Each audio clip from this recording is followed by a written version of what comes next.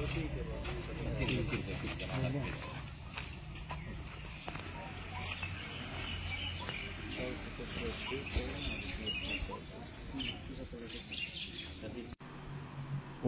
की हमारी press conference का मकसद लोगों में ये आगाही पैदा करना है, उनको बताना है कि जो पहाड़पुर में पिछले कई महीनों से इतनी ज़्यादा शदीद स्नैचिंग शुरू थी, जगह पर जगह लोगों से डकैतियाँ हो रही थी, मोटरसाइकिल छीने जा रहे थे।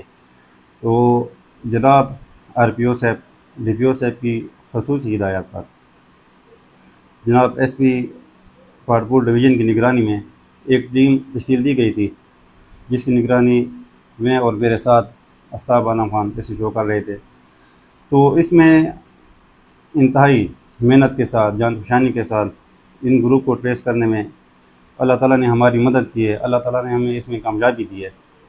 तो उस कामयाबी को बरूकार लाते हुए हमने उस पर काम किया, एक ग्रुप को ट्रेस किया जो कि एक बैनुल अज़लाई हमारे ज़िले के एक ग्रुप है, जिसका ताल्लुक़ पनियाला के इलाके से है।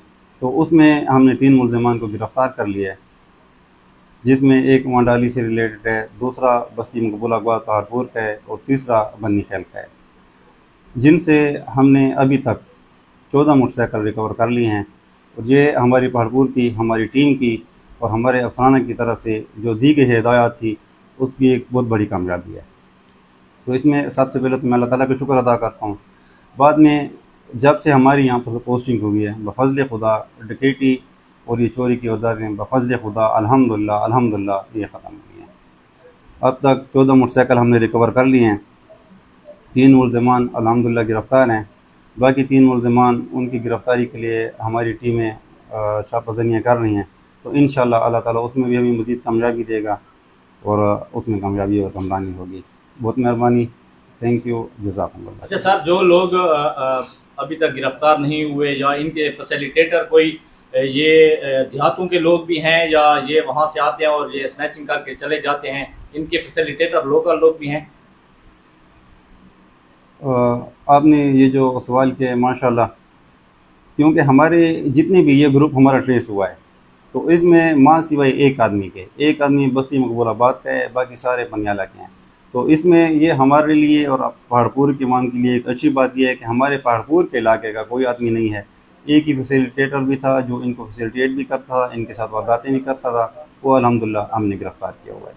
अच्छा साहब, जैसा कि कभी वाक़यात हो जाते हैं और मुल्ज़मान जो है पकड़े भी जाते हैं, जैसा कि इस रिकवरी में भी इस तरह हुआ है कि कुछ लोग ऐसे हैं जो मुद्दई नहीं बन रहे या मुकदमा वो नहीं कर रहे, तो इसमें जो मुल्ज़मान होते हैं उनको जो फ़ायदा पहुँचता है, तो इस हवाले से लोगों को क्या पैगाम देंगे? आपने उनका नुकसान तो बरामद कर लिया है और उनके हवाले भी कर दिया है, तो वो केस को जो है आगे नहीं ले जाना चाहते या अदालतों के चक्रों से बचने के लिए वो अपनी चीज़ ले जाते हैं, फिर इसमें वो जराइम पेशा अनासिर जो होते हैं फिर वो फिर जराइम की दुनिया में लौट आते हैं।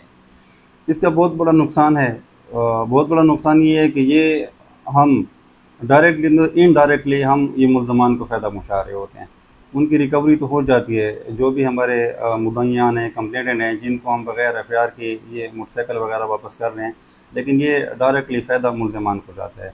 तो इसमें जो भी FIR होती हैं, जिससे भी कोई मोटरसाइकिल चोरी वगैरह होता है या छीना जाता है, रोड डकैती हो जाती है, स्नैचिंग वगैरह हो जाती है, तो काइंडली वो अपनी रिपोर्ट कराएँ और इनको इतनी आसानी के साथ इन मुल्ज़मान को रास्ता ना दें, क्योंकि हमें ट्रेस करने में काफ़ी टाइम लगता है, काफ़ी मेहनत लगती है। और ये जो हमारे भाई हैं जिनका नुकसान हो जाता है, तो वो इतनी आसानी के साथ इनको रास्ता दे देते हैं कि फिर हमारी सारी कोशिश ज़ाया हो जाती है। सर, पहाड़पुर में एक और प्रैक्टिस है कि जो लोग मकरूज हैं, कर्जे वाले हैं, वो कहीं ना कहीं शाम के बाद ऐसा कोई वो बना लेते हैं कि हम पे डकैती हो गई है, इतने लाख रुपए हमसे जो है छीने गए हैं। तो ये फेक जो वो होती हैं उस पर सोशल मीडिया के लोग भी ज़्यादा मुतहरिक हो जाते हैं। इस हवाले से शहरियों को क्या पैगाम देना चाहेंगे?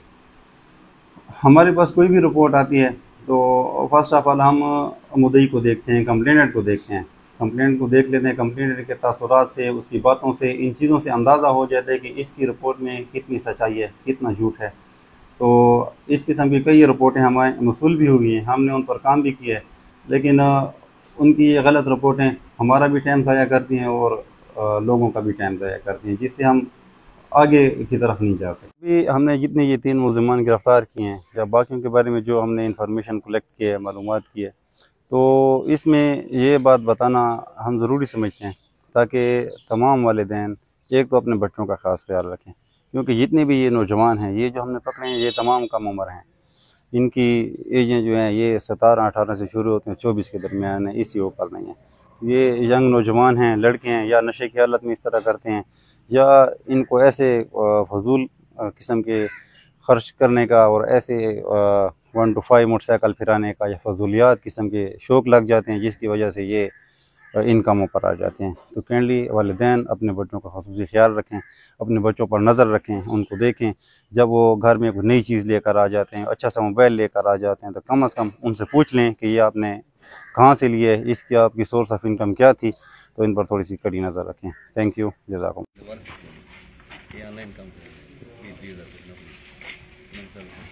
ये बड़ा चैलेंजिंग है इंशाल्लाह सब ठीक है। अल्लाह पाक इन्हें को लंबी जिंदगी दे, खैर वफियत आली।